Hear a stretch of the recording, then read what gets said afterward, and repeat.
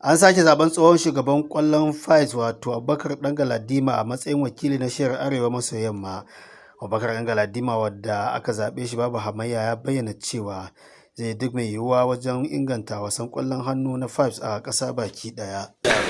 Za mu ci gaba da yi kan Arewa kam the Fives is everywhere. Yanzu haka ana proposing za a yi tournament na ɗan iyan Zazzau Yusuf Ladan by December. Mun samu permission mu yi staging din Sardanas Cup a Katsina a Zamfara, amma kowa ya san abin da yake faruwa. Akwai issue na corona, sannan kuma bayan corona ta ɗan sassafci sai ga security issue ya taso. Abubuwa da yawa da muka fara kuma Allah da izininsa ya sa mun dawo. So za mu ci gaba da yin wannan abubuwan mu tabbatar akan cewa yara da muke da shi na wasa sun tashi sun zama manya a wasa.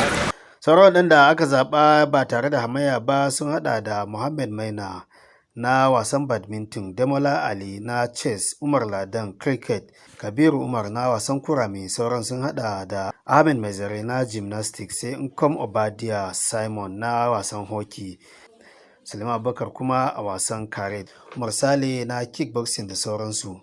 Za dai a yi zaben shugabannin ƙungiyar wasan na ƙasa ne a ƙarshen watan 10 na wannan shekaran. Ƙarshen rahoton kenan a Kaduna. Ahmad Mahmud Usman da labarin wasanni.